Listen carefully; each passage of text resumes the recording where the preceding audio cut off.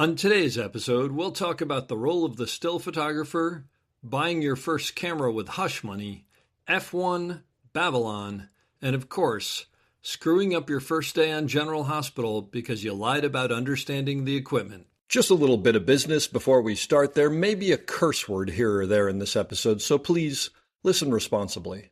As always, our website, theop.io, is up and chock full of tips, tricks, and gooey operator goodness.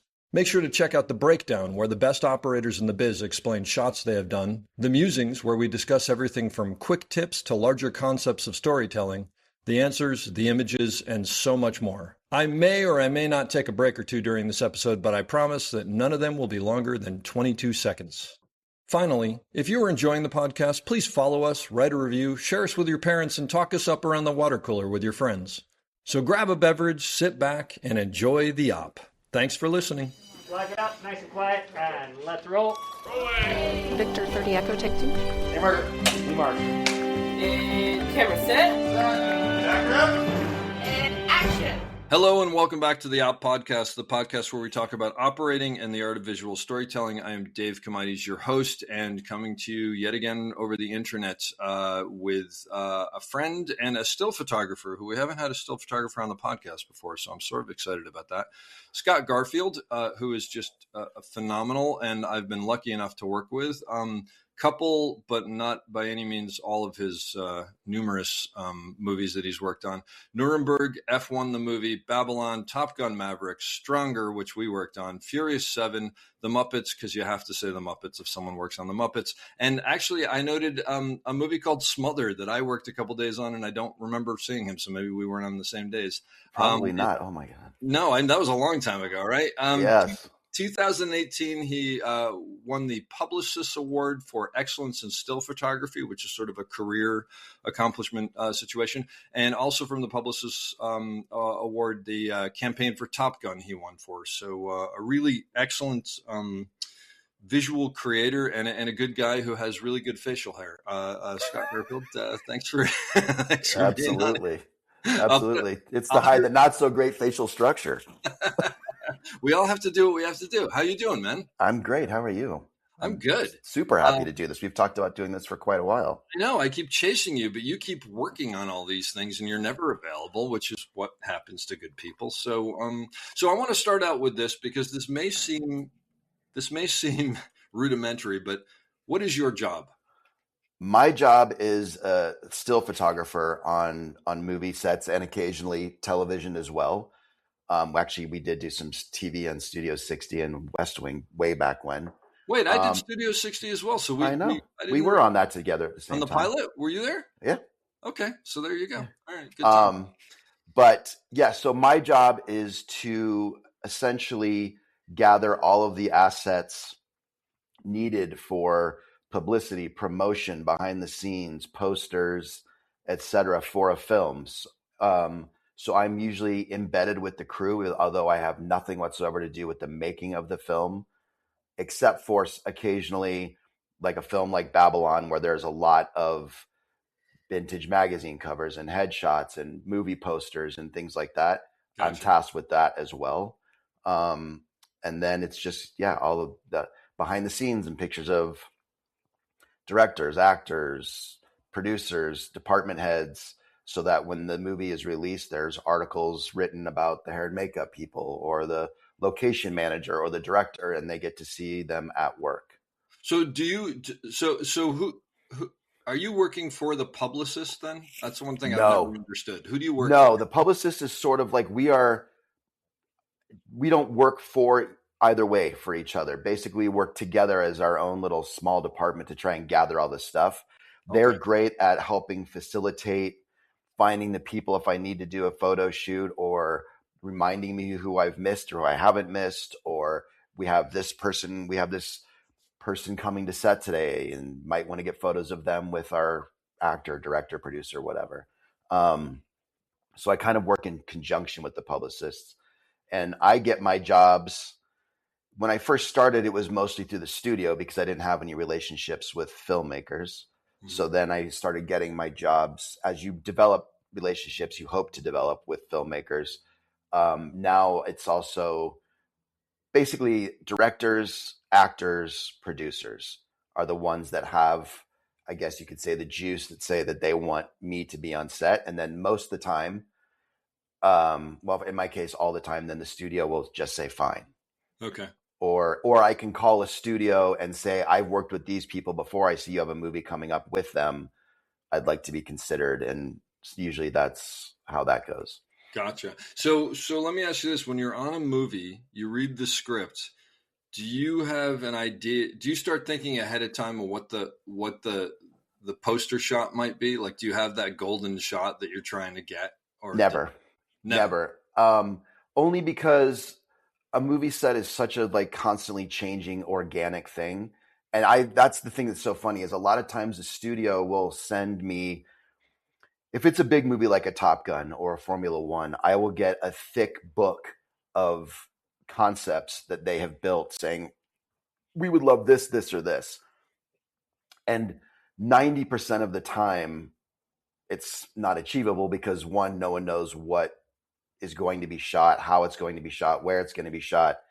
So it's just more of an idea of what they're looking for stylistically, et cetera. And even that changes. So I just sort of allow myself to be free and just figure it out at the time. Like I am there to shoot mostly during takes. I'm there all the time. I don't shoot every take because that's intrusive for a lot of, especially for actors and crew if it's a small set. But I also do a lot just sort of random things, whether they're shooting or not shooting. If it's a cool photo, it's a cool photo for me and I will take it. And sometimes that's like, for example, there's a film called Southpaw I did with Jake Gyllenhaal as a boxer. Mm-hmm. And it was in between takes and he was leaning against the ring and he bent over to spit the fake blood out of his mouth. And I thought it was a really cool image and that became the poster.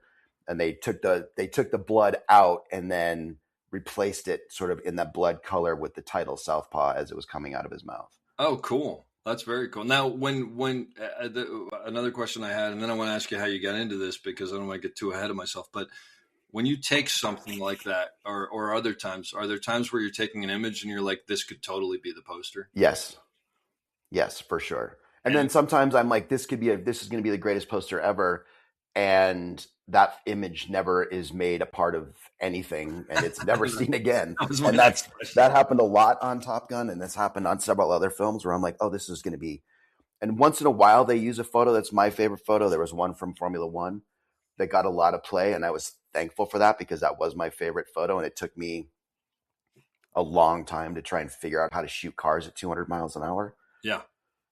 And so I was happy to see them use that, but there's plenty of times where I think something's great and it doesn't even make the cut. Well, it's going through so many layers after. Yes. You, right? Like approvals are a nightmare and real. And then before I get into how you got into this, and maybe this isn't a good question, but I always sort of so I'll see you on set or I'll see someone else on set.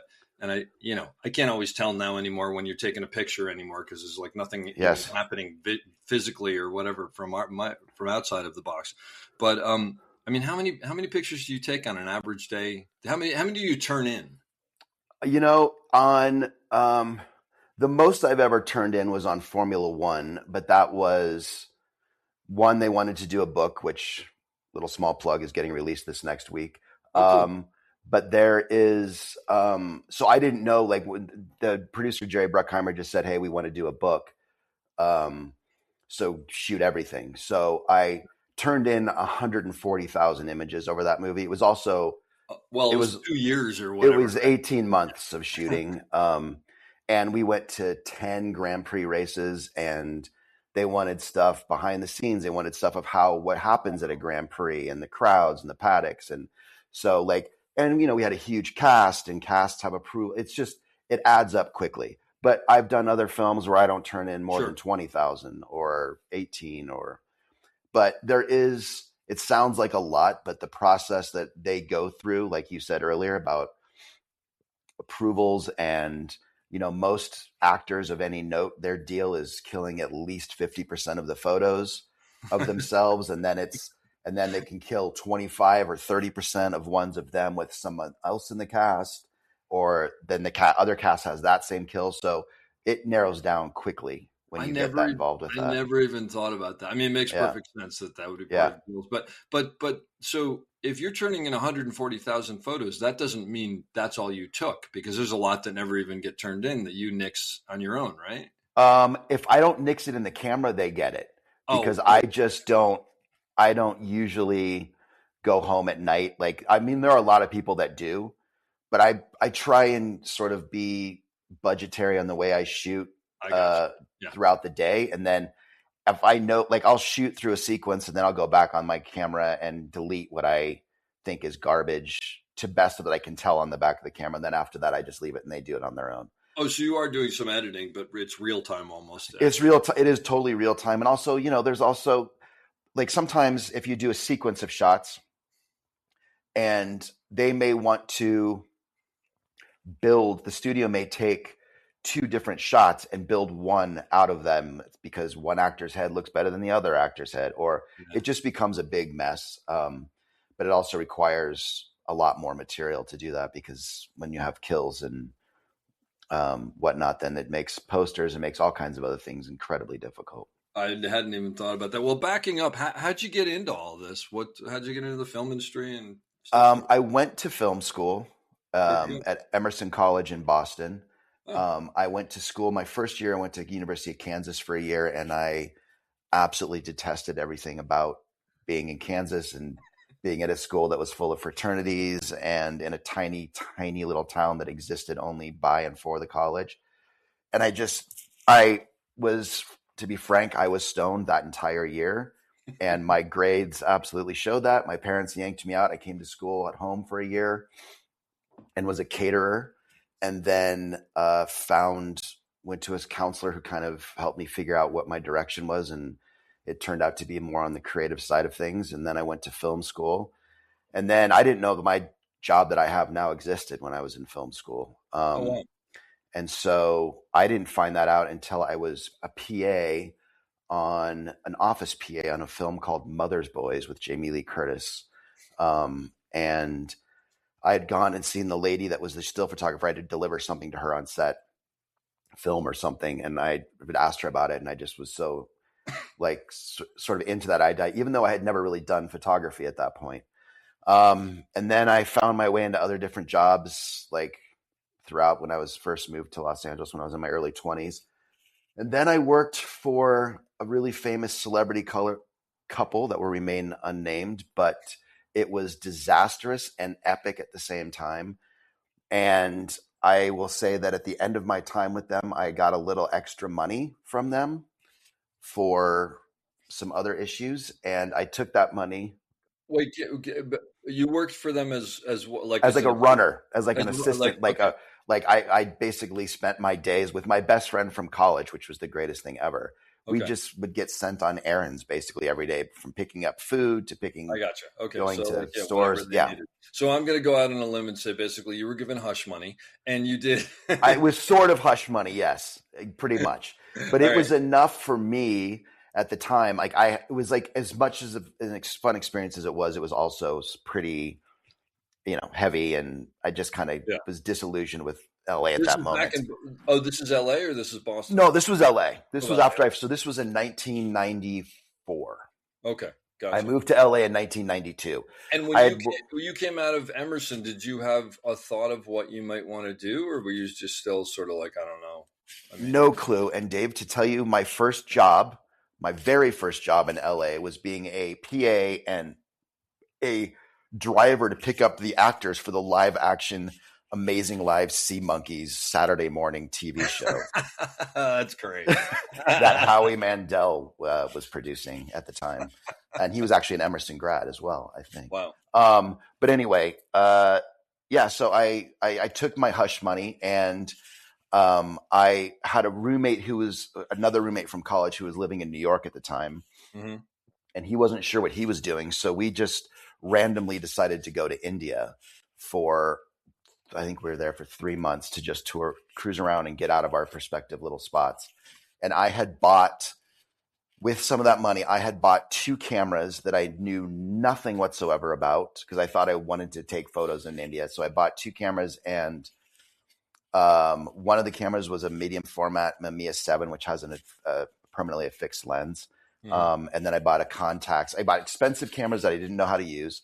And then I bought a Contax with 2 lenses and a whole shit ton of film, and went to India for 3 months and kind of taught myself while I was there. That's cool. And this is another funny, like, what the fuck story.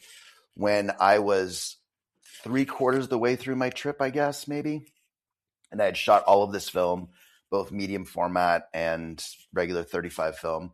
And I was carrying an army surplus bag, like a little shoulder bag that I bought at a surplus store because it was cheap, that I carried all my film in. And I got on a train with my friend, and the trains in India were just basically, if you can get on that train, you're on. So that means if you're hanging off the side, off the roof, whatever. So we got ourselves in. We found one seat. My friend sat in the seat. I went to stand over him to straddle him on the seat because it was that kind of crowded.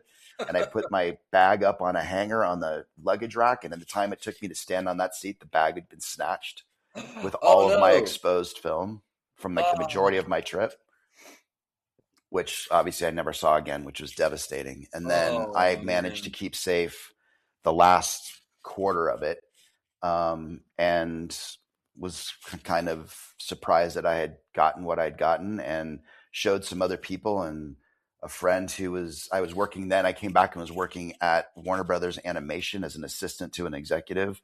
And I made friends with a lot of the artists, and they used to have art shows. And then I had one of the guys who did it saw my photos and had me do one for that. And then it just kind of took off from there. And then I started having panic attacks working in an office. And then I left that and started bartending. And that friend of mine that I was working with the couple with had gotten a job at ABC. And one of the guys the guy from the photo department had called him to ask if he could schedule an executive headshot for the guy he was working for. And my friend said, "Do you ever hire people?" And he said, "Yeah, sure." And I had taken, I think I had maybe 8 photos from a couple music videos and a Rock the Boat commercial that I had done. And I went and showed this guy, Murray Diatley, my portfolio. And he said he would, would I be interested in going to shoot on General Hospital, the soap opera? And I was like, sure. And he goes, "Do you know how to use a blimp?" And I said, "Yes, I do." And so I left his office. He scheduled me. I left his office. I went straight to Sammy's camera in LA and was like, "What the fuck is a blimp?" And they rented me a blimp. Can you tell people who may not know now what a blimp was? So a blimp was, back in the day, this was when we were shooting film, the shutter on a set. Obviously, you can't have a shutter constantly banging off on a set. The sound picks it up. It's distracting for actors. So they had a box that's been around forever that you stick your camera in. It's foam lined. It's cumbersome and obnoxious, but it muffles sort of the shutter sound. And it was always a great excuse for actors who didn't know what they were doing or ill prepared to have me kicked off, because they would say, "I hear your camera," which was their way of distracting that they didn't know their lines. Yeah, but okay. I would. Was there only one company that made those? Because they all look the same, and I always wondered. Yes, there was one guy who made them, who his father had made them. Yes, and his father had made them. His name was, they're Jacobson blimps. His name was Mark Jacobson. And he made them off Chandler Boulevard in North Hollywood in a workshop that he shared a wall with a porn studio. And we would have to go down there, and he was this cranky old guy, but he made these things, and each blimp had, the blimps themselves were all like, the cable was different that went inside to attach to whatever camera, whether it was Nikon or Canon, basically. Okay. Only 2 at the time. And then they had tubes that would go over each lens. So each tube, which was essentially a PVC pipe lined with foam, and he would have it fit over each lens, depending on which lenses you carried. And it was a nightmare. And I still have arthritis in my hands from using those things. That's no joke. It was literally just a box, a big, thick, foam lined aluminum box. Wow. And so That was a blimp to keep the shutters quiet. Now with digital, it's a completely different world. Yeah. And that's a business that doesn't exist anymore. There's no he was the last one, and he basically retired at it was timed out perfectly for him. Like, he was getting old and cranky towards the end, and then there were a couple other people that tried to make blimps as it was at the worst time ever because digital was 2 years away. Yeah. And we didn't need them anymore, but like the other one that I used was a company called Aquatech, who normally makes underwater housings. Oh, that makes sense. Yeah. And so they started making one. They were the only ones that were successful. I actually went with another photographer friend, and we had some mocked up at some places to try and make our own. It just never worked out, but and thankfully it didn't. We didn't spend a lot of money because digital came and ended that, which was amazing. Great. Wow. So I rented my blimp from Sammy's camera, and I went to my first day on General Hospital, not knowing what I was doing. Yeah. And I kind of figured it out, and I got in the way and learned my way around stage quickly. I mean, soap operas are shot on a sound stage, 4 sets down either side of a stage with an alley down the middle, so the cameras can move up and down. Their peg dolly cameras, and there's 3 cameras, and I would just figure out how to shoot. And so that was film days. So I turned my film in from my day on that set, and I got a call from Murray, who said, "Do you want to come down and look at your stuff?" Because it was on contact sheets at the time. And so I went down to his basement office in Century City, and he puts these contact sheets in front of me, and he goes, "Do you see anything here?" And I was like, "It's all crooked." Because my camera, I couldn't afford at the time to have an extra grip that went on the bottom of the camera that held the batteries and the motor drive. I just had the basic body itself. The blimps were always built for the grips included on a camera. Okay. So there was this gap from where my bottom of my camera sat to the rest of the bottom of the blimp. And it wasn't sitting. And so it basically slipped and dutched in the box. But you had no way of knowing. No. And so he laid these contact sheets out in front of me and was like, "Did you know how to use a blimp?" And I said, "Nope." And he goes, "Do you think you do now?" And I was like, "Yeah." And he goes, "All right, I'm going to give you one more chance." And I never stopped. Wow. That's amazing. That's amazing. That would never, ever, ever happen these days. You'd be done, right? Yeah. One screw up and you're a fucking idiot, and I will never call you again. But he was very old school, and he gave me that second shot. And literally, I never stopped working after that. That's great. And I got all my union hours and days, spending 4 years on General Hospital, like 3-4 days a week. You were there for a while. So I was there for like 3 or 4 years. They also had a spin-off show called Port Charles. So I did both shows, and that was the only one that they would send.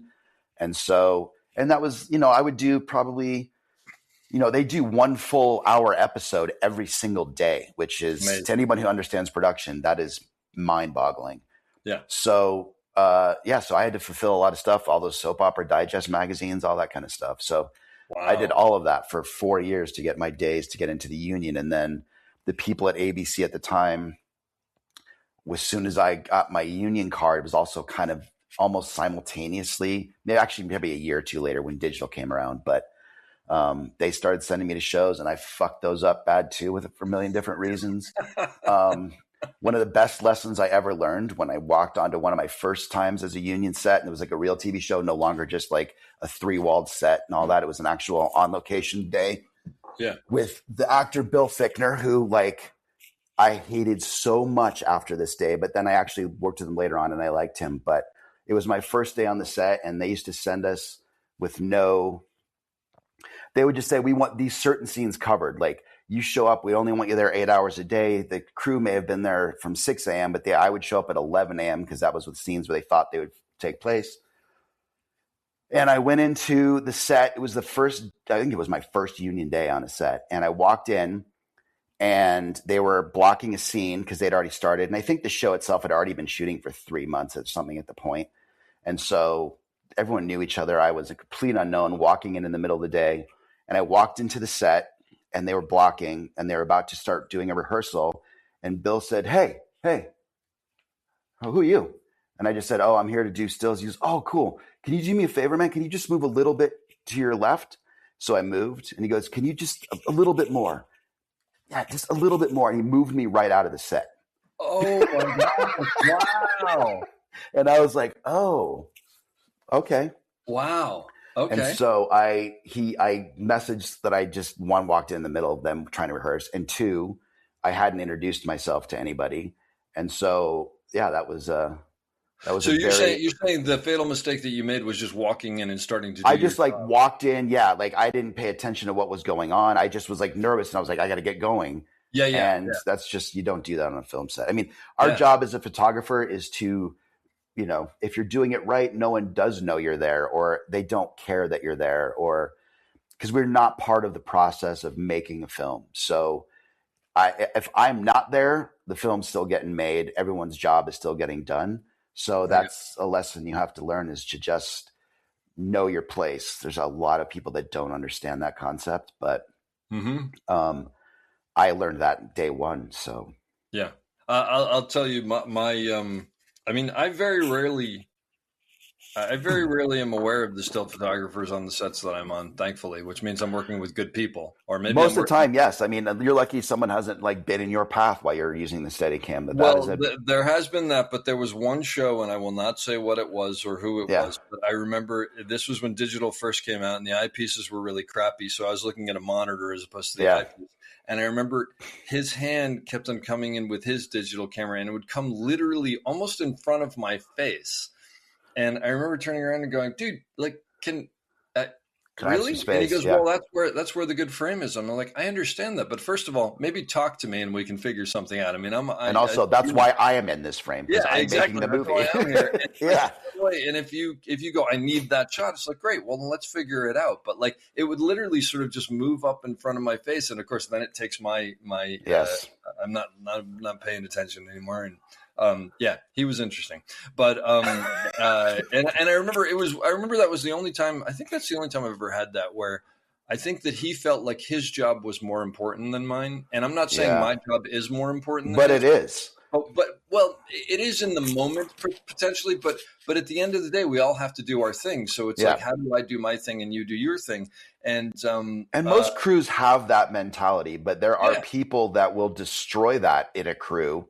Or for me, like particularly with actors there are actors like Tom Hanks who you can say, I could stand directly in his eye line in the most intense scene of all time, and he will say and do nothing and not notice it. And I'll say, am I okay here? And I remember him saying to me one point, if I see you, I'm not doing my job.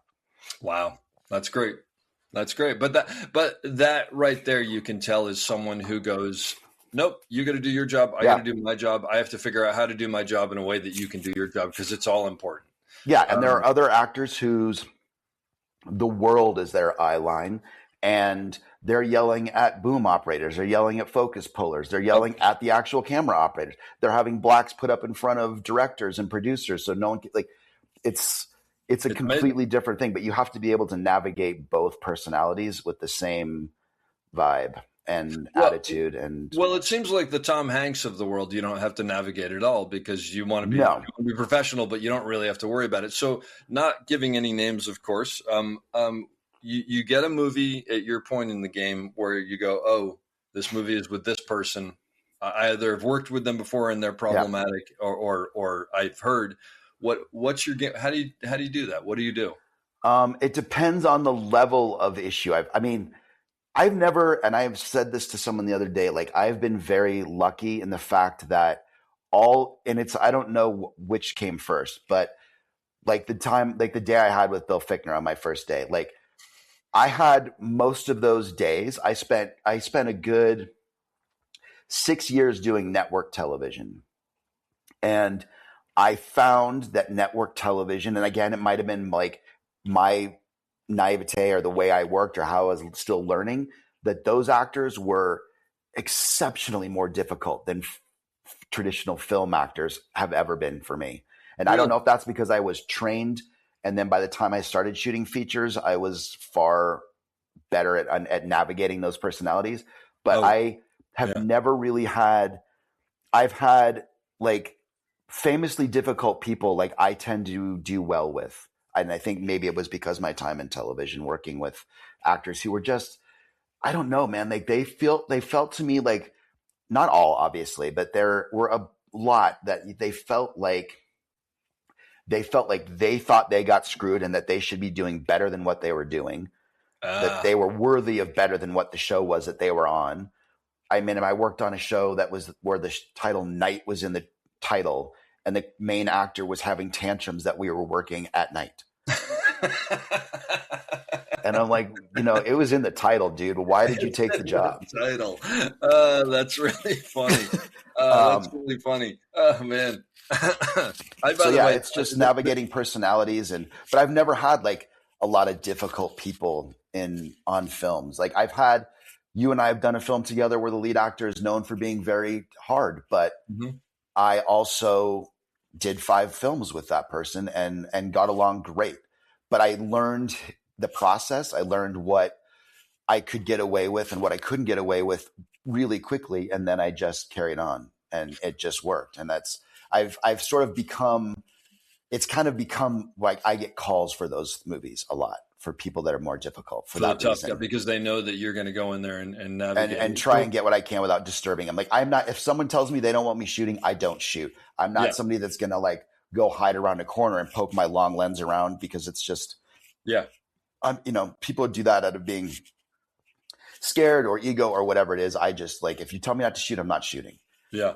And also if you tell me to go away and like, maybe we'll try it in another take, to me, that's like, we're not trying it at all. Yeah. I'm not going to come back in every 3 takes and be like, can I come in now? I got you. Yeah. So when you come into a show and you someone you haven't worked with before, someone you work with before, I'm assuming you already know the shorthand and you know what to expect because you've been there. But when you come into a show with someone who's a harder individual you've heard, do you have a process for like introducing yourself to them to try to let them know you're not going to be the problem person or I don't. I always introduce myself, and I always try and introduce myself with as much confidence as possible because I don't want to give any indication that I'm somebody that they can say go away to. I'd rather them have to think about it. Sure. Or just check that before they do it. And also, I don't want to give permission for it either. It's like, there are people, as you know, that are famous for being difficult. And I've heard stories maybe about them, like they've never let a photographer shoot. They've never this, they've never that. But I always have been in the school of they'll tell me, that's it. Like if they want to tell me, then they can tell me. Yeah. Or, if some of them won't and they will say to the AD and I can see it happen, please, then I will, fine. But it's you got to work for it. Like I don't want to be chickening out and running away, and because it just makes the whole relationship 10 times more difficult. Gotcha. So let me ask you a question from a camera operator point of view. For a newer camera operator who maybe hasn't worked with someone with your experience before, what can they do that helps you, and what can they do that's problematic for you, or what would you hope they don't do? They can stay out of my fucking way. No, I'm just kidding. And that's the podcast, folks. Thank you very much. Actually, like I like, to me, it's not a question of that. Like I make everything work as best I can. Like, cause I don't want to even be a thought or a consideration. Like I appreciate it always when I am.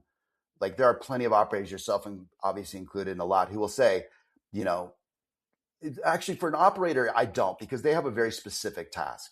They have to be in a specific place, have a very specific movements they have to take up. Like, I'll negotiate with, back in the day, I would ask, a focus puller to use a longer whip or something like that, so they could back away so I could shoot between them if I had to.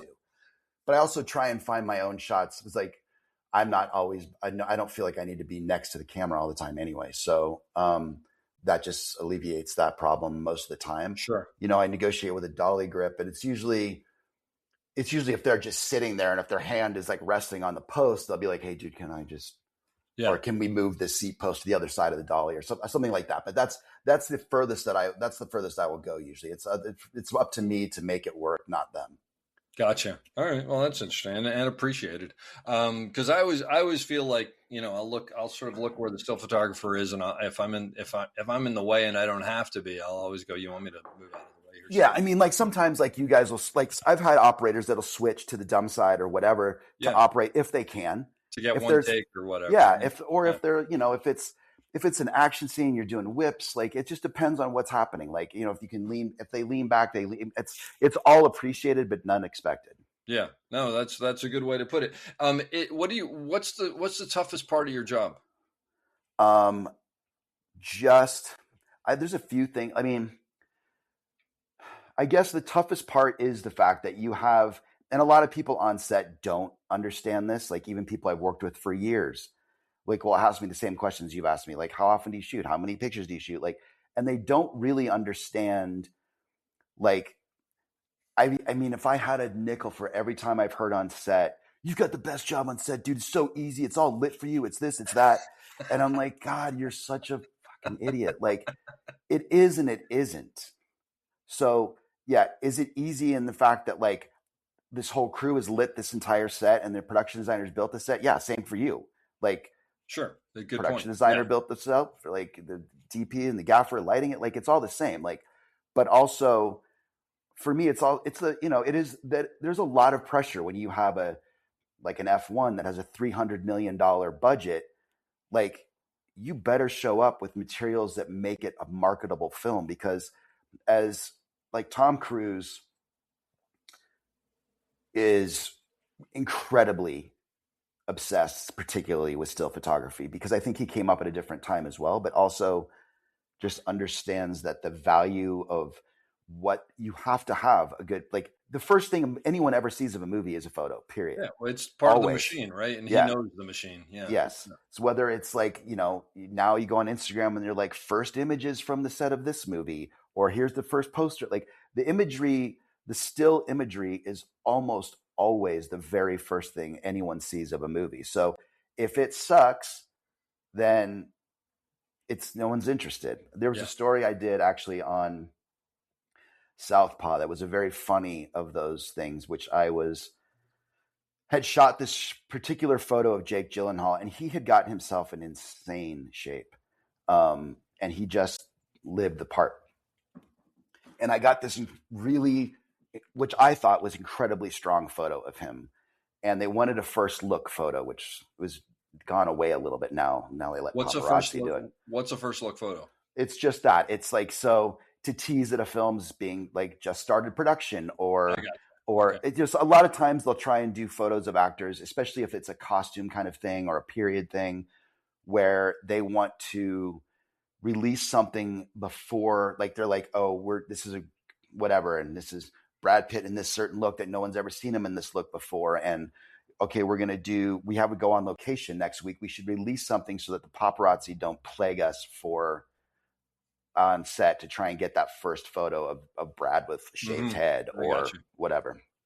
So they'll do a first look release to try and minimize that kind of thing, or to just get people excited about it. So we're doing one for the Southpaw film, and it was an R-rated heavy duty film. And I found this photo and I liked it, and I showed Jake and he loved it.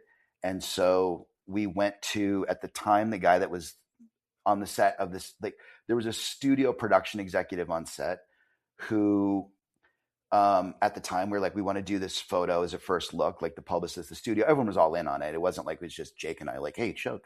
And so he goes, oh yeah, I love it. And he showed his 14-year-old daughter who was visiting on set, and she went, ooh, that's scary. And he killed it. And we were just like, wait, what? Like, first of all, she's not the audience for the movie. Yeah. Second of all, like, this is the movie, and it was him in the ring, and it was a menacing photo, which is what we wanted it to be. And he killed it. Then another week or two went by and he was no longer at the studio.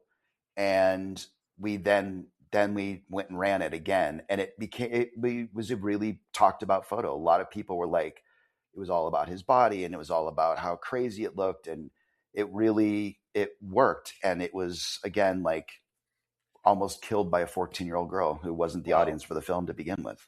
Wow. Yeah. There you go. So you mentioned paparazzi. I mean, you must have to deal with that on many levels. And I do, in Los Angeles, no, because there's the New York. laws in LA, like you can shut a street off and they're not allowed to get there. You do deal with them, but it's usually at a much greater distance. Jake in particular was somebody who was always very sensitive to that. And we did this film, End of Watch, which is the first movie I did with him. And we were shooting in some of the worst neighborhoods LA has to offer. And he would see people who had paid somebody in their house to go upstairs and shoot through their windows above our set. And he would catch them every time and point it out. And it was, is that right? He had just like an eye for it. It was crazy. Wow. So yeah. And then, but I did a film in New York a few years ago, and that was absolutely miserable. It was bonkers, right? I mean, like, I'm not going to say his name, but there's one person, individual we all know. Yeah. He is a psycho, and he has made it difficult. The first time I was in New York, he's 4 feet away from an actor, and I'm like, "What is going on here?" And they're like, "You can't touch him. He knows." Yeah, the laws exist because of him, because he fought it and sued and did all. So anyway, they were like, there was days when there would be 30, because the movie was Wolves with Brad Pitt and George Clooney. So that was the first time they'd been together since the Ocean's movies, and everyone loved it. And we were shooting all over New York, and they never ever got bored. They would be there outside their trailers from every day until we wrapped, and they would never leave. And there was probably 7 guys that never left our set, and then another 15 who would show up occasionally. And it was just menacing. And at one point, our particular friend, like, we were shooting under the Brooklyn Bridge, and he literally was leaning on our camera operator to get his shot. And we were shooting a close up. Yeah. And it was just like, what the fuck? And I was just like, get away from me. Are you kidding me? Like, I know that this isn't legal. I have my personal space. Yes. I know.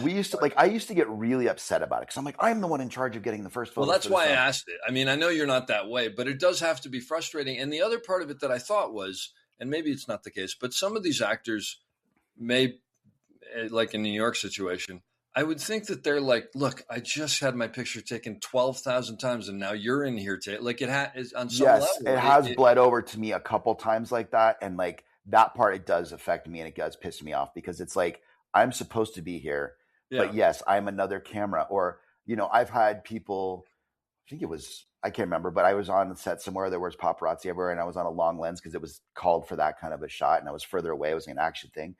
And the actor at the time, I can't remember who it was or what film it was, like, pointed at me all pissed off. And then someone said, "That's Scott." He goes, "Oh, okay. He's the real one." Yeah. That's always. Why I asked, because like, on some level, they have to, even though they know you're not that, it's like, oh, there's another guy with a camera. Yes. And it does hurt sometimes. Like it does hurt me doing my job sometimes. Yeah. Like, there were times on Wolves where I would walk away, because I was just like they would step in front of me, and I'm just like, good Lord, like, they just had no respect whatsoever for like my job, even though I try to get, like, I was like the point where, like, I've gotten to the point of where I have the confidence to not care. So like, if you're going to shoot over my head, shoot behind my head. Please don't put your camera in front of mine or whatever. Yeah. And they would start following me. Those guys would follow me, because like my job was to find a good angle of the actors. And I remember one time I looked around, and I was encircled with lenses. Yeah. And one day I was like, what the fuck? Wow. That's just crazy. I was thinking about something you said where people have said you have the greatest job, or the easiest job, or whatever. And I was thinking about that, and I was thinking, like, I know I don't, I mean, we all have cool jobs. I mean, sometimes it's an absurd business. Like, it's a fantasy. I did show up on set yesterday, and there was that moment where it's like, oh crap, like, I'm getting paid to do this, and I would do this if they didn't pay, like, and this is the thing I always wanted to do, and I'm actually doing it. Like, sometimes it's cool when that gets back in, you're like, oh, I do like this, like, besides all the bullshit and whatever. But the thing that I was thinking was that I'm always a little jealous of still photographers. I think is that I'm doing a shot that it's not just my shot. Like, other people have had their input. I want to be over here, and the DP said no over here, and the director. Whereas you can go around, and even if it's just like you were saying, like some cool shot that you want to do, you can do that. Like, I always think, like, that must be great. Like, actually, I'll post it on there. But I remember when we worked on Stronger, you snapped this, I think with your phone, maybe that picture, remember, through the through the chicken wire. Yeah. And I just happened to be standing there or something like that. And it's the greatest picture. And I remember thinking like, oh, that must be so great to just be able to, not that we don't all do it ourselves anyway, but it's sort of funny, like that thing, like about me having the best job on set, and that thing, it really, and in some respects, 100% it is. I'm not like, oh, you don't know how hard it's just that my job is just not something that people see on set every day. Yeah. My job is not like the real part of my job doesn't happen until the movie's being released, when the rubber meets the road and everyone, like, it's either you pulled it off or you didn't. So yeah. Like the pressure of my job comes much later. So like, yeah, I'm chill on set because also I've done it long enough that I'm not in a panic and I'm not weaseling in and freaking out and causing all this uproar for nothing. Like I do what I feel like is going to be work. And if I don't, I don't. And I don't have I think what people like is that I don't have, like, for you, like if you're working, and you're not always working with like your favorite DP. So like you may visually disagree massively with your DP, and then there's no battle to be fought there, especially depending on their personality. And you take the shit shot if that's what you have to take. But for me, I don't have to do that. But conversely, for me, there are times where like my job becomes very difficult if you're shooting in a tight set and it's really small, or there's just like I have to tell my story. You guys have 24 frames to tell it. I have one. However, like I also have to figure it out on my own. No one's making it work for me. Yeah. So, you're a department of one. Yeah. And like no one, obviously there are people who will, like I've always said, I went on my headstone to see, put it where Scott was, because that's usually where I will be. And next thing I know, the key grip or the gaffer are like, there's a stand coming in, there's a light coming in, and then I'll have to move, or boom ops or whatever. And I have to I always am the last to be able to find my space. I hear you. Yeah. And I used to go and try and do like this whole place holding thing, which is just a total farce and bullshit. And so now I just sit back until they've called actors in, and then I will walk into a set and figure out where I can be at that point. Because to get excited, or because there's too many times I've had shots and I'm like, this is going to be so fucking beautiful. And then woof comes a flag or like something. And I'm like, oh, well, that's now shot to shit and I can't do that now. So I try not to get excited about that kind of stuff anymore. And I just try and make what works once I get in there. Yeah. Well, it's one of those things that I always tell people. It's like, I know I wanted to do the shot this way, but nobody's ever going to see the shot I wanted to do and the shot we did and compare them. That shot doesn't exist anymore. Move on and whatever. Yeah. But it's funny you were saying stand where Scott is.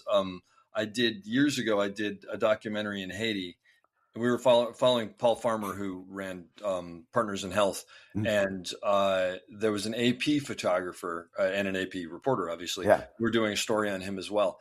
And what we realized both at the same time was like, I would come over and find some shot of Paul that I liked or whatever. And then he'd be off in the corner doing something different, taking his pictures.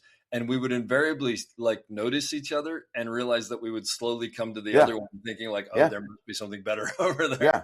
But, and that's happened to me before on film sets where like, because of that reason, I remember on Southpaw, there was an image that I took. It was a behind the scenes image, but, and it was cool because I was a boxing film, so I could be around the edge of the ring and like blend with the other fake photographers. Right. Yeah. And so it wasn't like, because it was a shot directly into the camera operator shooting in the ring, but like it didn't matter because I technically could have been there. Sure. So anyway, I got a shot and I shot it. I showed Mauro Fiore, the DP, and he's like, oh man. So he called Antoine, the director, over who shot it, and was like, and we'd already moved on. We were moving to another scene, and we had went back the next day to rebuild so he could have that shot. Yeah. Oh, that's really cool. Oh, yeah. That's great. That has happened several times. Or like, I worked with Darius Kanji on a TV series, and he's the best. Darius Kanji did a TV series? Yeah, it was a Nicholas Refn TV series called Too Old to Die Young. Wow. It was beautiful. It just never, Amazon buried it for other reasons, but. Darius was somebody who would like, I would show him, like I would send selects to people of what I liked, and and to say to Darius, like, is this how this is picturing this coloring or whatever. I mean, I've done that before in DPs to be like, can you send that to me? Because I don't like what my people are doing at the lab. So I'm going to send them your stills to say, match References. this. Wow. So I've done that before. That's been a nice, like, little side thing for it. But also, like, Darius would be like, and I've had a couple DPs who like, and that's what I kind of find interesting. There are DPs who are kind of hostile towards stills. I think it's because I don't know what it is. It's like they feel like you're stealing their shots, or you're I think it is. They feel threatened. Yeah, they feel threatened, or they feel like or directors or whatever. I don't know. But Darius was somebody who was like, please, if you see something cool and we're not seeing it, please just show me. Like, I don't care if it, like, actually, I just did the second Joker film for like a month. And Larry, the DP there, and Todd, the director, I had sent them a batch of selects after my first day, and they were like, they did another shot that I had done a day afterwards, because they were like, just, can you please start showing us, like, if you see it on the day, just point it out. Like, we will use it or we can't use it. Because for me, like, again, it's like editorially, I can be somewhere that you guys can't. Absolutely. Yeah. And so that's another benefit of my job, is that, yes, you guys have like the perfect frame for this, but like, I can go somewhere else, and editorially it doesn't matter because it's a single photo. And so, sometimes I don't say anything because I'm like, well, I don't know where you are editorially, and I may be on the other side of your line or whatever. Sure. But yeah, they were like, please point things out as you see them, and we'll decide whether it works or not. But if it's something cool, please show us. I mean, but I think that's the sign of people who are secure in what they do. 100%. To me, that's what that is, because they're going, I don't care where the good idea comes from. If it's a better idea, it's a better idea. Yeah. I worked with a director once who I was so unbelievably arrogant on his own little planet. And I had sent some shots, and I heard the DP and they were lining up a shot, and I heard I was standing right behind the DP and the director was so in his own world, he didn't know I was standing right behind him. And the DP said, why don't we, like, remember like this, what Scott has sent in the selects, like we do this with foreground thing, it would be really cool right here. And immediately the director's like, I don't look at those things. And then 2 days later came over to me and was like, you always have good shots. Can you move out of this and I'll take this shot? I'm like, so do you look or do you not look, for one? Exactly. That's great. Oh my God. That's so frustrating to hear, but whatever. As you know, it's all sorts of people. Yeah, totally. We work with. I use one camera, period. I don't carry multiple cameras on me. I don't shoot with multiple cameras because my brain doesn't work that way. And I have formatted a card when I didn't realize it was which body it was in at the time, when I had switched cards and lost coverage. And that was early on. So those, like, actually on Formula One, for a matter of fact, the first time in years, I'm like, we were shooting out on the track during the national anthem, and it was a big deal. It was a big deal for Formula One to allow us out there during that time period. And then we had to walk down the whole track as the drivers were all getting in their cars and shoot a scene at the end of the track, at the back of the car setup. And it was a lot. And we were walking with our actors down the track, and I'm like, I have to have 2 cameras for this because otherwise I may not get everything. And sure as shit, as I start to walk, and we're walking at a brisk pace, one of my cameras just pops off my strap, hits the dirt as I'm walking. And I can't turn around and pick it up because they're starting a race. Yeah. And thankfully, Brad's security guy was walking behind me, and he grabbed my camera as it fell off the ground and literally but then he just handed it to me. So then I had to shoot down the track like this while I was cradling my other camera because I had and I was like, God damn it, never again. Yeah. And that was affirmation of like why I don't do 2 cameras. Why you don't do 2 cameras. Oh, that's really interesting. Yeah, because sometimes I do see these guys with like 3 cameras on or whatever. I mean, I'm good for them. I can't. I don't have the brain width. I don't have the bandwidth to do that. Wow. Actually, one thing I want to ask you just made me think of on Formula One. So, I mean, the pressure on that must have been amazing because the F1 guys, I know they worked with you, but they didn't care. You weren't the important thing. No, the important thing is the race, and you had to work around them. So did you was it just like, okay, you guys have 8 minutes and you guys have 5 minutes and and you just got to get what you get. Yeah, exactly. And it was flawed. It was just we had like one of the most amazing, not the most, but he was absolutely the most amazing first AD I've ever worked with. Had to be. I mean, who made that tick. And it was just, everyone worked in such amazing sync. And it was such a level of professionals on every level that were out there that it just worked. And it was amazing to be a part of that. Does that level up your game? That kind of massively kind of pressure? Yeah, because like it was one of those things where like we don't know if we want to have you out there, and like you kind of have to say like, you know, because I'm the first one to get kicked out because like we're making a movie, and like I'm like, but it's also one of the biggest moments in the movie. Like you have your real actors with real cars on the track with all the real drivers with the crowds. I'm like, you need this, yeah. And so they realized that, and they let me come out, but it was like a negotiation process, and then when we actually do it, I drop my fucking camera in the dirt. And so I'm like, oh my God, this is the end of it for me. And this was like first 2 weeks of shooting. That's great. But then we pulled it off so well that they allowed us to do it at the Abu Dhabi race. It was amazing. Like it was truly spectacular to watch that kind of level of communication, of professionalism, of everybody knowing every moment of how they was going to make it work. It's just amazing. Well, Dan Ming told me about the part in the movie where Brad Pitt is pretending that his car won't start so that he can start up later in the lap. And that was that. It was, and when it didn't start, and when it didn't start, and you all had to push it off the track quickly to get out of the way. Yeah, because they were like, because the cars had all left, and they do one lap around the track, which takes less than 2 minutes to get around at that speed. Yeah. And we had to have, like, if they came around, because we were at the end around a corner, if they came around that corner and there's a car stopped dead there, would have hit it, right? Yeah, it was panic stations, but it was amazing.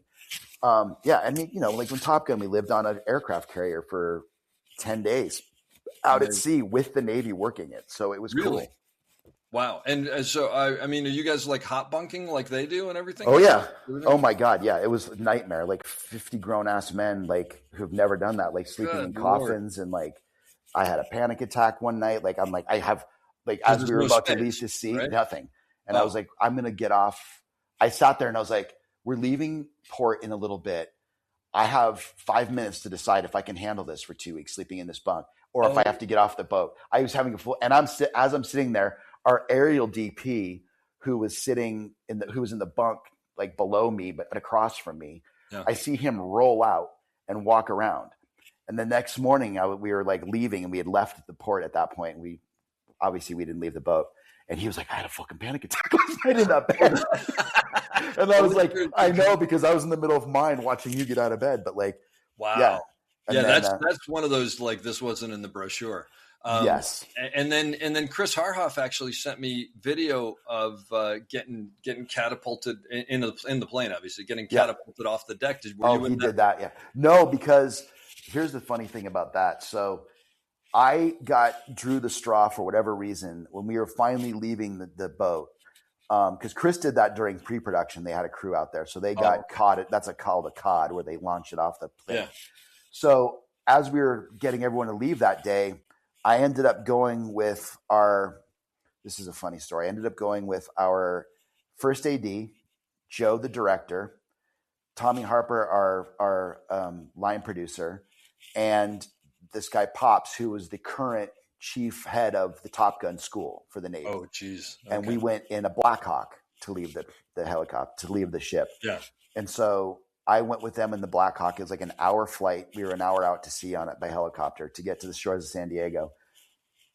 And they come in and they ask anybody, you have motion sickness or whatever. And someone raised their hand. I'm not going to tell you who. And he's like, okay, so I'll tell the pilot so they don't, whatever. And sure as fuck, they didn't give a shit. And we got off the aircraft carrier, and then they turned us completely on our side. And then we were looking straight down at the deck of the aircraft carrier. Oh my God. And it was awesome. And then we got out to sea just when we couldn't see the ship any longer. And it was just ocean everywhere. There was a kid sitting in front of me that like sights out the sides of the helicopters. You mean one of the military people? Yes. So there was two guys. There was a pilot and a co-pilot, and then out each side are these gun sighter people that fly in the copters. So I'm sitting across from this kid. He's probably 20 years old, and it's really loud. You can't hear anything. He pulls out a pad of paper and starts drawing a hangman to play hangman. So I was like, okay, what else are we going to do? Yeah. So I keep guessing letters, and I don't do it. And so he goes, and he fills out the word after I hung myself, and he shows it to me, and it's crash. So they're just screwing with you. Yes, Oh, that's totally. fantastic. And I just was like, fuck you, prick. And he just died laughing. You live somewhere that's not a big production city. Yes. So you're obviously, I'm guessing, most of the time on location. It's not a production city. It's not a production. There's nothing. But you have a family. Yes. How do you make that work? My kids were raised in it. So they've been used to it forever. My wife was in the industry for a long time. And they've just all been amazing and made it work. It's never been like, knock wood, it's never been a problem. Like, I mean, we hear it all the time. My wife, she and I will laugh when we hear people who don't work in this industry and a husband or a wife will be like, oh, he's leaving for 2 days. I don't know how I'm going to handle the kids. And like 2 days, 2 days, 2 weeks is still like a joy. Like, I'm gone. I was in Europe on Formula One between Formula One and Nuremberg, because Nuremberg was slotted in as we had a break on Formula One. So I was in Europe for 18 months. Wow. And it was hard, but my kids are in college, so they were out of the house anyway. But they've been doing this forever, and they've been, I don't know how they've dealt with it, but they have. Yeah. So tell me about F1, because I actually just talked to, I'm blanking on his name, the first AC. Dan Ming. Dan Ming about it, and it just it sounds like nothing I've ever heard of before. I mean, it just sounds like an entirely new beast. The size of it, yes, everything. We all did Top Gun together, and so it worked better, I think, because of that. Like, everybody knew each other everyone knew how each other worked. You hit the ground running, yeah. And I mean, not that I had anything to do with the camera stuff, but like, they were just, I mean, Dan Ming's a freak of nature. Like, the stuff he's amazing. Yeah. He engineered all of that stuff, and I know. like, Yeah. it was incredible. But that was something that like I really wanted to do, and I was able to do it. And like I said, like day one, it was one of those days where they were like, the director Joe had said, we want a photo to put out of the car immediately, of our special team car that they had built. So I was like, okay. And it was kind of pre-production before we were fully up in production. And I went out onto the track at Silverstone in London with the behind the scenes kid that I had just met that day as well. And he was a grown man. And we went out onto a track. We picked a place we thought would be a cool place to be. And I had never seen a Formula One car go around a track. I'd never seen any of that stuff. And this is with a professional driver in it, I'm assuming? Actually, no, Brad was driving that same day. I don't know if he was in the car at that point. He might have been. Okay. But it also may have been our professional drivers as well. Yeah. Okay. But I just remember the first time that car passed my camera, I looked at what I shot and I got fucking nothing. Just because it's so fast. It was just beyond, like, I can shoot action, but like, that is different action. Well, how fast are they going? Are they going like 150 miles an hour, or 180? 180? Yeah. And I'm also having to be behind a barrier. So like, I'm contending with, a fence in front of my face and trying to make the focus not hit the fence and hit the car. And it was a massive learning curve. And that first few days trying to get that photo of the car, like, where it looked sexy and it looked like it was moving, and it was a massive learning curve for me. So what did you end up figuring out? How did you figure out how to do it? I mean, was it just bursts and hoping that the one in the middle is there? I mean, it was a lot of that. It was also just a lot of math and trying to figure out, like, when do I start moving to pan with the car? Because there would be times like, I'm like, okay, I'm going to start panning now. Fuck. And I'm still like coming around this way, and the car's like, I have to assume that when a car is going by you like that, there's probably only one moment that has the potential to work, right? Yes. And you're hoping that nothing against you at all, but there's got to be just a fair amount of luck in there that it happens to, because there's too many unbelievable. And I started like following some of the real Formula One photographers that were doing it all the time on Instagram. This is my next question, right? Yeah. And like, some of the shit they got, I'm like, what the fuck? Like, how did you pull this off? And the one shot that was my favorite shot from that film, which I shot in the track in Abu Dhabi, like, at sunset. Like I once, basically, maybe a couple more lucky times, was able to mimic the one guy whose stuff I particularly really liked. Yeah. And he had done a shot that I had seen from previous race years ago of what I just tried to recreate. Yeah. And I made it happen. And that was just like, holy shit. Like, wow. And guy does it every race. I'm like, what the fuck? And I mean, and just truly stunning and creative stuff. Like, it's not just a car going around a track for some of those guys. Like, it is, they have just the way they play with the foreground, the way they play with the other light, the way that it's just, there's a lot that goes into a formula to make it not look like every photo is exactly the same. And that was my challenge, was to like, I can't make I'm shooting one car. I mean, I'm shooting a bunch of cars, but they all have the same paint job. It's the same car. Yeah. And it's like, how do I make it look different for the next 18 months as much as possible so that there's more, variable. And so I learned from those guys a lot. I talked to some of them on the tracks, or if I'd see them, or it was just an interesting thing at the races.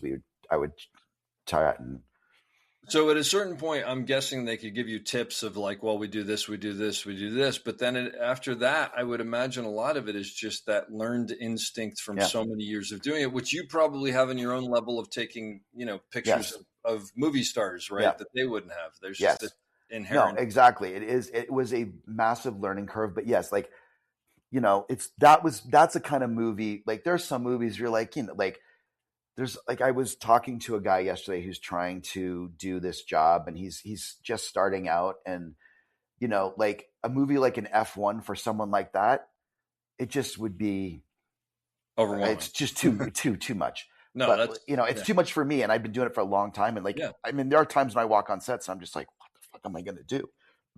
Or there's like, you walk on a set sometimes, like you've been there, where like everything is just so incredibly well done. The lighting, the production design, the costumes and makeup. Like, I did this film Priest years ago, and we did this whole thing on the Warner Brothers backlot, and it looked like Blade Runner. And for me at the time, like, it was like my first big kind of movie. And I walked on that set and I shit myself. I was like, I don't even know where to begin.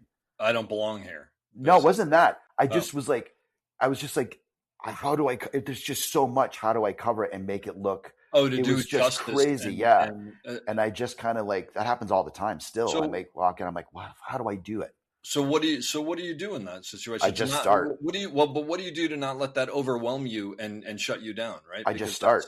I literally just pick something and shoot it. And then I'll look and say like, oh, well, that would be, now I see where it could be. Like, I just try and erase it big picture and bring it down into like a focal area. And like, same as you would do for a shot, like you can only take in so much, you can only move so much, so you just kind of have to narrow it down into like the smallest little thing. And like, I would narrow it down to just picking a background person who I thought was cool in a cool space and shoot that. And if I got happy with it, then I'd be like, oh, okay, and I can do other stuff. And like, that's actually really similar to things. I've had situations. There was a big thing on West Wing where I completely screwed up.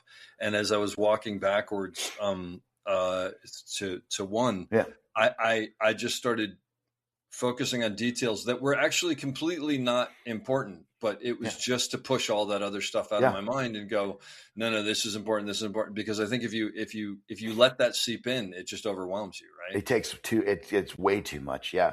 And that happened to me at the beginning of Formula One. Like, I walked in the garage and like the noise I wasn't prepared for. At an actual race, you mean? No, day one, we were just in our garage, like at the Silverstone track. The first day I showed up on that set, like we had 7 cars. So we had 40 mechanics and people that were working in all these cars all the time, so tuning the engines. Motors are running and all that stuff. Yeah, it was just so like, wow. What have I just said I'm going to do? Was there a moment where you're like, I'm not sure I can pull this off? That day when I was trying to find that first look shot, I was like, oh my God, like, how am I going to do this for this long and make it look cool and make it just get the car where it's like sharp, because you don't want to be your first look a car that's blurred as shit. But then I started to embrace that, and actually people really liked that. And like, they used, like, I had shots that were really, I would intentionally just completely distort the shit out of, but it had a cool look to it, and people really were liking it because it was still showed motion and speed. It just was in reverse. Yeah. And so it worked in that respect. but it took me a lot of experimenting, and thankfully I had a lot of time and stuff to experiment because we're running cars all the time. And so I would do one lap one way and another lap another way and see what worked or what didn't work. And sometimes I'd get cool shit. Sometimes it was all a disaster. And I'd be sitting there like forward delete, forward delete, forward delete, forward delete for like 700 shots. Nobody sees. Yes. Yeah. And it was like a nightmare. That's really good. He only takes a couple solid pictures. Oh God, no. 140,000, like I said, but like, oh my God. But I would just sit there and there was a lot of that 140,000 were those runs where like, I just didn't have time to go through my camera and release 500 of those images. Yeah. And they knew that. Thankfully, the studio was really cool with that. Normally, they would just be like, "You can't do this." Yeah, but and I don't usually shoot like that. I mean, obviously. No. Yeah. But it was fun. When you're doing, something that's that specific, Formula One, you're doing a Western, you're doing a 1930s gangster movie or whatever. Do you research stuff ahead of time from that period and whatnot to go? I like this. I don't like this. Yeah, totally. And I try and like be as creative as I can throughout. Like I did a film called The Pale Blue Eye, which was like an Edgar Allan Poe kind of thing, like pre-Civil War. So I shot and I just was like, I'm doing it this way, period. And then there'll be sometimes it works and sometimes it doesn't, but like, I'm not going to waver from it. Oh, and cool. And the studio didn't come at me for it, which I was really happy about. Yeah. But I shot everything. Every single image I shot was completely wide open at the white, like at 1.2s, 1.4s, like everything. So it had that sort of vintage, like vibe. But like, that would mean that, one actor would be completely sharp and, the other actor was soft as hell. But I was like, I had to make it like, as feel as like, and I just did it for the whole show. It was great. That's really cool. Are there still photographers that you, not necessarily in the film industry or whatever, but that you look up to, that you revisit their work often? Yeah, you know what? Like I do, and sometimes like I get caught between both places because sometimes I'm like, oh, like I look at some of the people that I loved, like when I was first getting into it, and I have all their books here, like Richard Avedon or Peter Lindbergh or Herb Ritts or everybody, and I kind of look at their work now. And I'm like, it's so simple and clean and almost too much so that it doesn't inspire me as much. And then I look at, like I said, some of these F1 guys and I'm like, holy shit. Yeah. Like it's a whole new world to me and I get into what they're doing.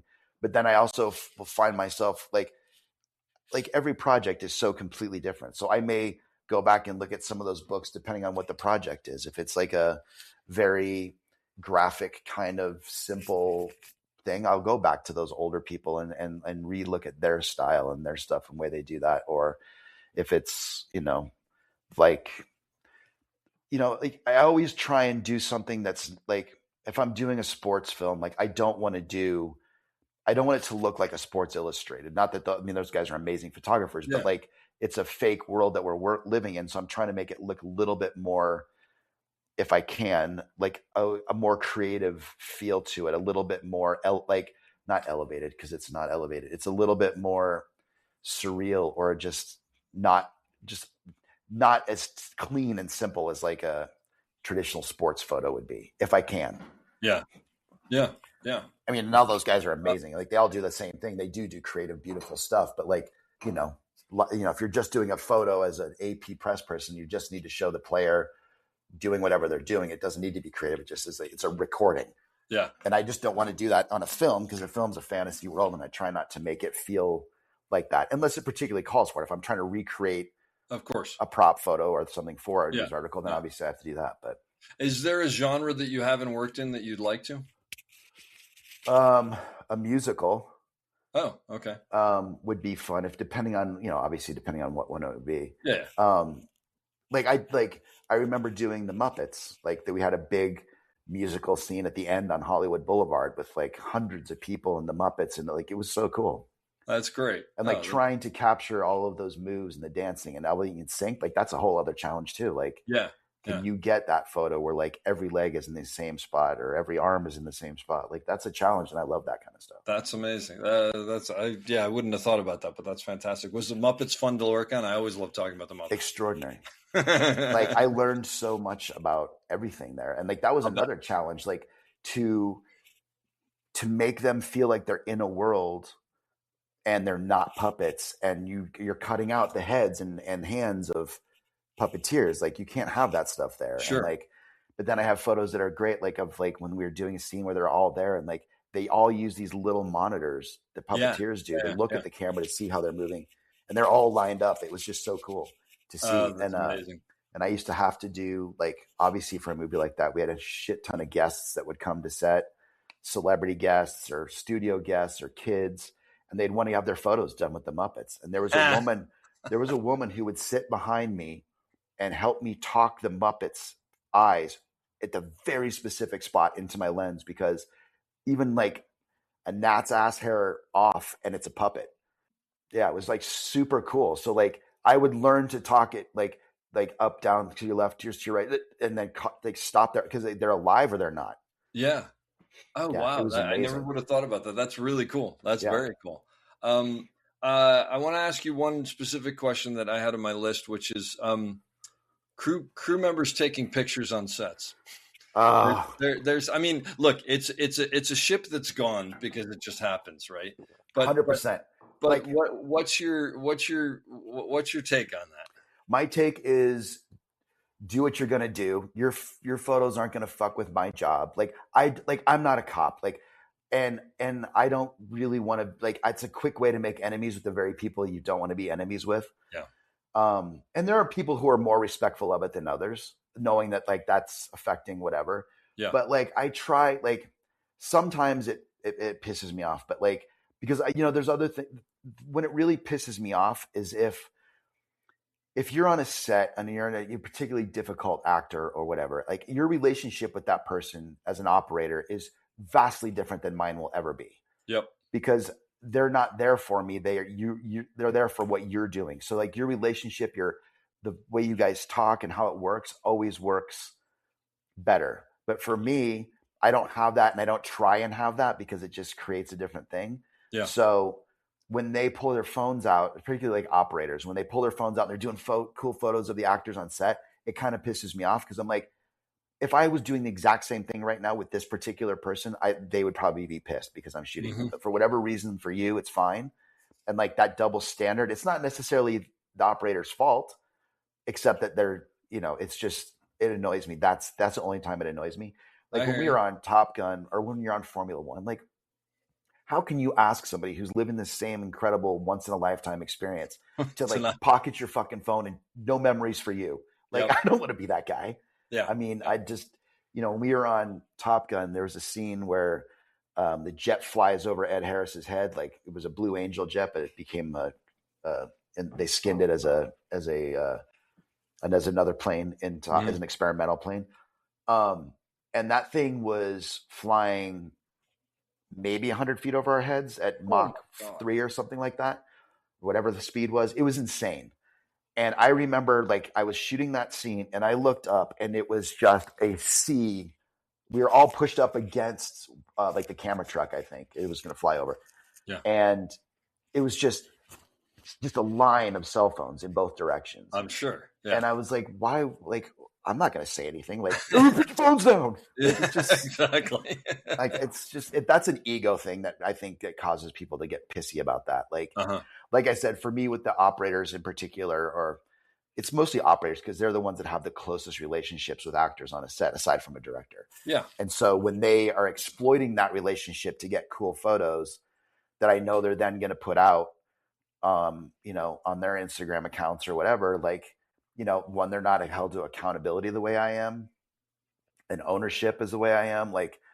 I can't do anything. I'm supposed to have permission on every photo Sure. And and not moment. To mention, now there's that crazy thing where I've been on shows where they put out a thing and they say, "Hey, we'd love you to take pictures on set and put them on Instagram. Just hashtag it." And I always send back, I go, "I'm not doing this." That's been done. And most crew people will come to me and I'll be like, please don't do that. Yeah, And they're I like, always okay, no, forward I that just on wanted to to check. 600 Yeah. and say, look, this is what they're doing. It seems I haven't seen it in a while, so maybe that's gone away. I think it did go away. Like there That- was our magazine for our union at one point did that on a film where like, and they called the crew, like the camera crew, and said, anyone who has cell phones, please send them to us. And I flipped out, and I'm like, that blew my you're mind. supposed to be like our Yeah. union rep. Like Exactly. it says on the front of a call sheet every day, no cell phones, and you're asking for cell phone photos. Yeah, that's unacceptable. Yeah. I mean, it's. I was trying to tell someone because I was mentioning to someone, it really pissed me off, and they were like, "Why does it bother you so much?" And I was like, "Imagine if they said, hey, if anybody has a camera and they want to film the scene that we're doing, and exactly, maybe we'll use the cut." You yes, know? and that's what I've said to them. I'm like, maybe I'll start asking the DP, like, what he thinks of this shot. Yeah, and like, and usurp the operator, be like, this angle's pretty cool, and then like let the operator be like, oh, like I'm like, it's a weird thing to do that, but like, it's so strange. And again, it's like it is. People just don't think it through, and none of it's malicious, and no one's like trying to like take my job, especially as an operator, because you have a better job. But like, I don't like. It's just those moments irk me, and it's mostly my own ego, probably, and just the ease of like. I mean, look, but I think ego. I understand why you're saying ego, but I wouldn't even say it's ego because I think it's just like no. There's that you have your job and I have my job and they have their job and like let's all be respectful of that. It's funny because you say like operators taking pictures of the actors. I have actors who I'm close friends with. Yes, who I'll take a picture like maybe on set, but most likely off set or whatever. Yeah. But I almost never do that for the reason of I don't want them to think that I'm trying to get a picture of them. Like I'll usually the pictures I'll take, like me and my dolly grip or the assistant or something. Yes, you know, and those are fine too. Like I don't ever want to stop crew from doing that. Like I can't and like shoot everybody on set doing their job. And so like if you guys see a cool shot of your other guys doing something, go ahead and take it. I don't give a shit. Yeah. But like you know, like it's just it's a very interesting process, and it's a whole strange process. Well, it's funny because we were just before the holidays. I was out in a river in waders, and my dad had asked me about it, so I screamed over to the bank to the second I see. I said, "Hey, snap a picture of this for me. I want to send it to my dad." And our still photographer, who's fantastic, he happened to be there, and he goes, "There's a still photographer on set." And I said, "Oh yeah," and so he took some pictures of me. And afterwards, I went up to him because I read it wrong. And I said, "Hey, I didn't mean to step on you." He goes, No. What I was trying to say is I'm more than happy to take a picture. You're friggin' ask me. Yes. I said, and I've seen that a bunch as well. And I'm like, all right, well then, like but sometimes I'm like, I don't, whatever, do you? No, but the funny thing was, I said, look, I didn't want to ask you because that's not your job. Yeah. But thank you. And he was like, yeah, give me your text, give me your phone number. I'll text it to you. You can send it to your dad. And I was like, oh, that's great. But so it was like almost the reverse of all that. But anyway, and totally, and I will do that for anybody all the time. Like it's just like I don't like. It's so funny because like we are like as the photographers on set. The studio owns everything I have. And everyone's like, why don't you put out a book? I'm like, I can't. Yeah. That's their call. Like, I don't own any of it. I can't do anything with it. I can't, nothing. And that's a good point. I never thought about it that way.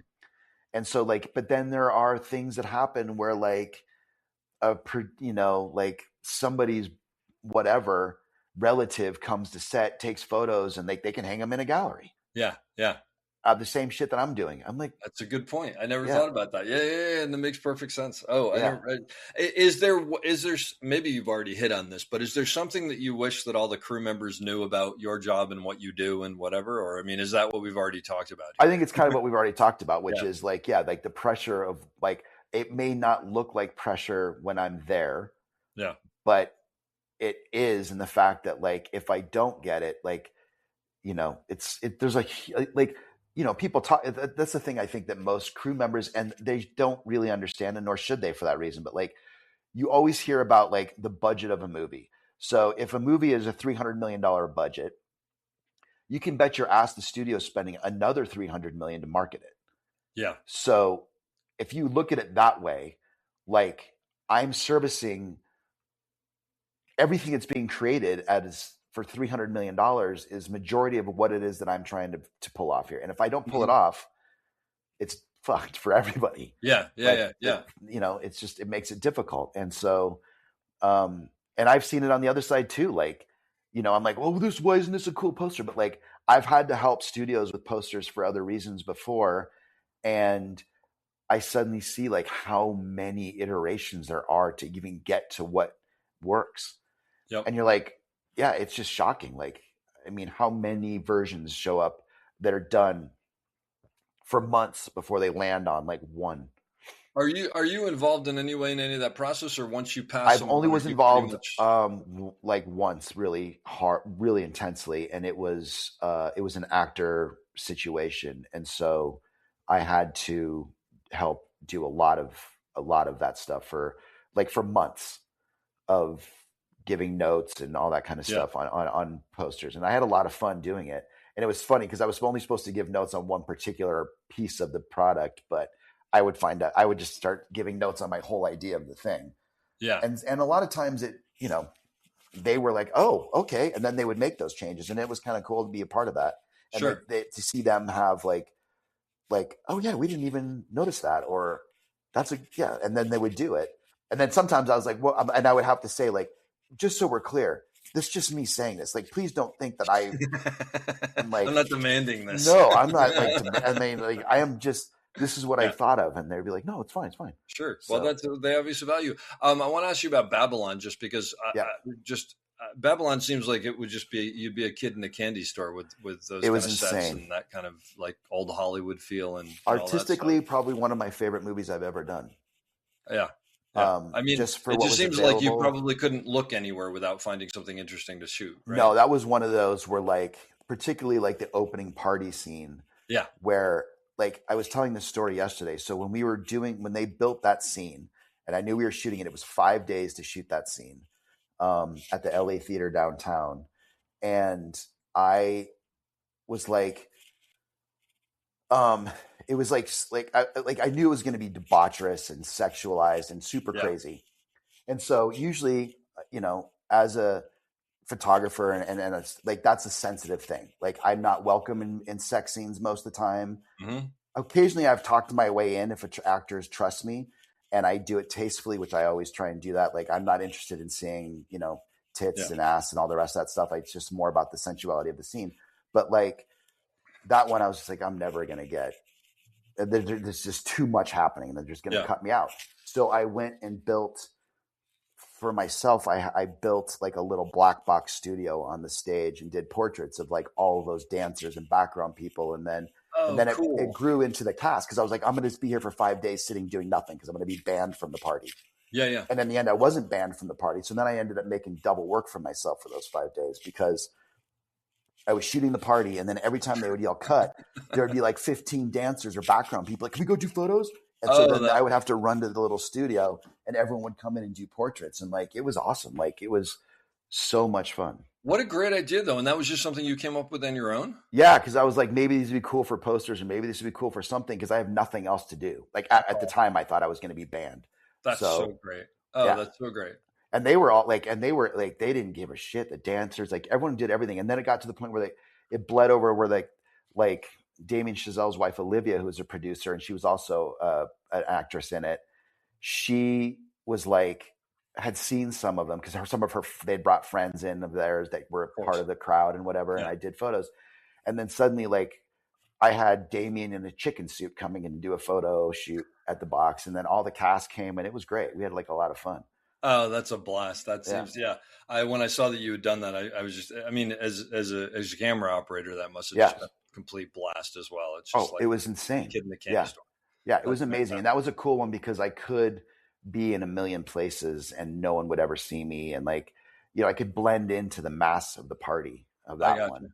Are you in the movie at all? No, because I was still in my, like, this wardrobe, not like that. So like, I would just know, I would talk to the operators and be like, when you're panning this way, like, do you see me here? Or like, do I need to duck? Sure. And I did a lot of that, but it was fun. That's fantastic. There's a lot of that kind of negotiating about, like, with operators, especially handheld. If you have a director or DP who wants the world to be the set, and you're shooting 360 degrees, and like, that's just on the whim. Like, I've kind of like, End of Watch was that, because the whole thing was first person. So it was, the world was the set. And so I had to learn how to, and we had 3 cameras. So I'd have to learn to look out of the side of my eyes to see where these guys were turning or which way they were starting to go, so that I could be down or around or whatever to not get caught on Do you camera. find That's that most become a camera thrill. operators like recognize how hard that is and try to facilitate that with you?